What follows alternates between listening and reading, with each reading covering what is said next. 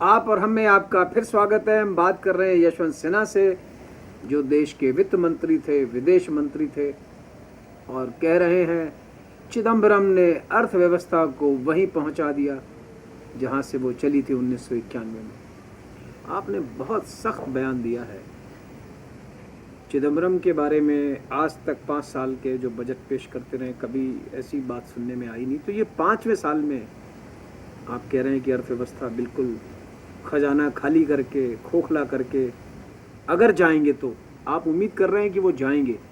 जाने वाला ही ऐसा काम करता है, ठहरने वाला नहीं। आपको ये उम्मीद है कि वो अब जाने की तैयारी में है? उम्मीद नहीं है कि लौट के नहीं आने उम्मीद वाले। नहीं है, विश्वास है। लेकिन मैंने तो सुना है कि आपने कहीं कहा है कि आप अब इस देश के वित्त मंत्री नहीं बनना चाहते, क्योंकि वो इतना खराब करके जाने वाले हैं कि कोई इसे सुधार नहीं सकता। नहीं, सुधार सकता है कोई, शायद हमसे कोई काबिल होगा वो सुधारेगा।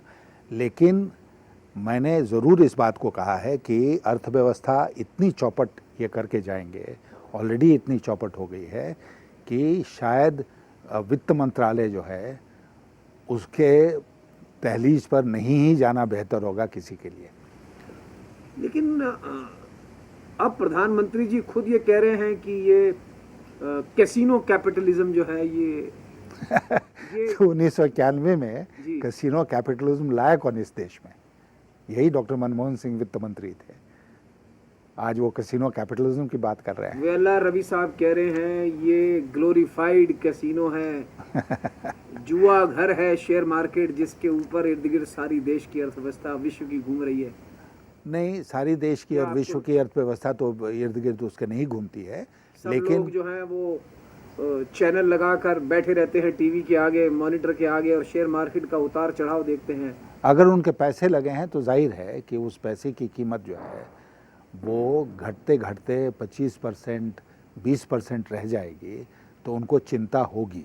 और इस देश के बहुत सारे लोग हैं जिनके पैसे स्टॉक मार्केट में, शेयर्स में लगे हैं। मैंने सुना है सिन्हा जी कि आप तो वित्त मंत्री रहे हैं, आपको तो अंदर की बड़ी खबरें होंगी।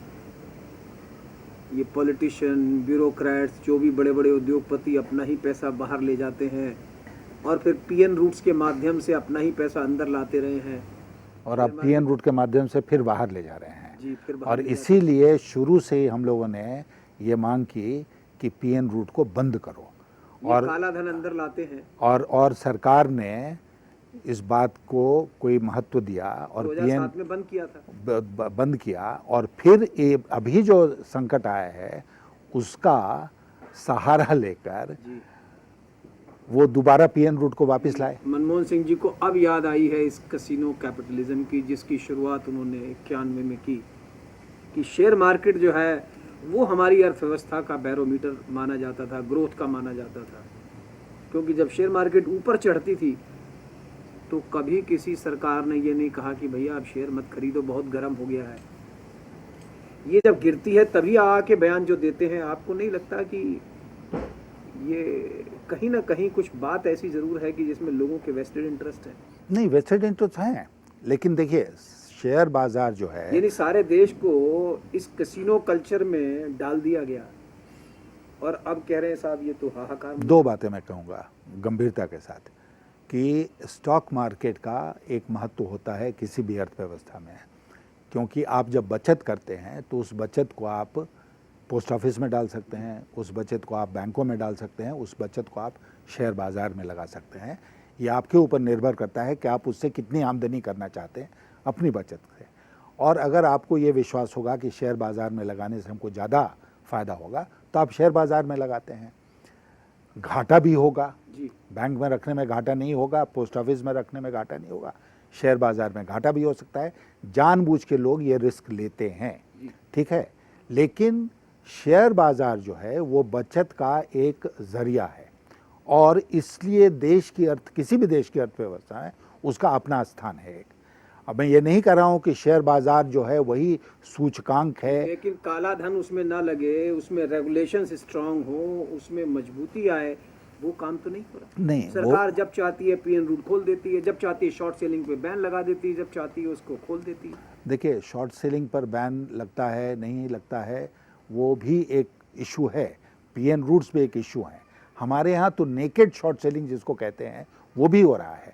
और हम लोगों ने सरकार से मांग की कि कम से कम नेकेड शॉर्ट सेलिंग ये तो बंद करो। शॉर्ट सेलिंग का देखिए, शॉर्ट सेलिंग का मतलब ये हुआ कि आपके पास शेयर है, मैंने आपसे लोन लिया और बेच दिया, अब बेच दिया, ये परमिसिबल है कि मैंने आपसे लोन लिया, ट्रांसपेरेंट सौदा होना चाहिए। नेकेड शॉर्ट सेलिंग ये हुआ कि ना आपसे मैंने लोन लिया, ना मैं शेयर का मालिक हूँ, फिर भी बेच दिया। लेकिन सेबी कहती है बंद करो, आरबीआई सर्कुलर निकाल के कहती है बेचो।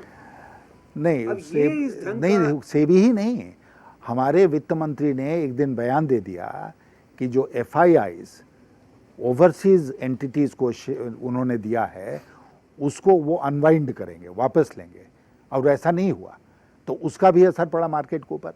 तो मैं ये कह रहा हूँ कि कहीं ना कहीं मिसमैनेजमेंट यानी अच्छे मैनेजमेंट की कमी है, अच्छे प्रबंधन की कमी है। मनमोहन सिंह ने क्यों अलाउ किया? अगर आप कहते हैं कि ये चिदम्बरम जी कर रहे हैं तो फिर मनमोहन सिंह जी ने इसको रोकना चाहिए बंद करके बैठ गए। नहीं, रोकना चाहिए था। मनमोहन सिंह से ये प्रश्न पूछना चाहिए कि आपने क्यों नहीं रोका। अब सुनते हैं बुश से मिलने के लिए जा रहे हैं दोनों, आपसे भी कुछ सलाह मशवरा किया है? विपक्ष नहीं, के नेता ये से? मैंने कहा ना आपसे कि ये सरकार इतने काबिल लोगों की सरकार है कि ये किसी से राय मशवरा करना उचित नहीं मानती है, इसलिए हमसे कोई राय मशवरा नहीं हुआ। पूरे बीजेपी से कुछ आंकड़े मांग लेंगे, कुछ आप कुछ उनके अंदर की बातें नहीं, जानते अंदर हैं, की ऐसा है? बातें ऐसा लगता है इनको? नहीं, अंदर की बातें तो ऐसी आप पता रहती हैं, कोई छुपती नहीं है। कुछ देश को भी आप बताएं अगर आप नहीं, वो समय आने पर वो सब बताया व्हाइट जाएगा, पेपर में बताएंगे। वाइट पेपर में भी बताएंगे। लेकिन मैं ये कह रहा था कि ठीक है, सरकार जाएगी, बुश साहब ने एक मीटिंग बुलाई है वॉशिंगटन में 15 नवंबर को, सरकार जाएगी, रखेगी अपनी बात।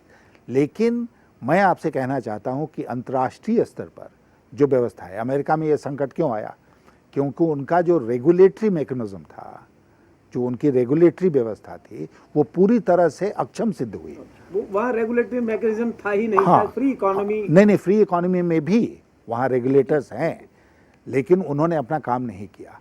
रेटिंग एजेंसीज, उन्होंने अपना काम नहीं किया। इंटरनेशनल मॉनेटरी फंड नाम की जो संस्था है, उसने अपना काम नहीं किया। तो ये सिर्फ एक मामूली वित्तीय संकट नहीं है, ये आप एक ढंग से देखें तो पूरे अंतर्राष्ट्रीय स्तर पर ये एक राजनीतिक संकट के रूप में आज के दिन उपस्थित है।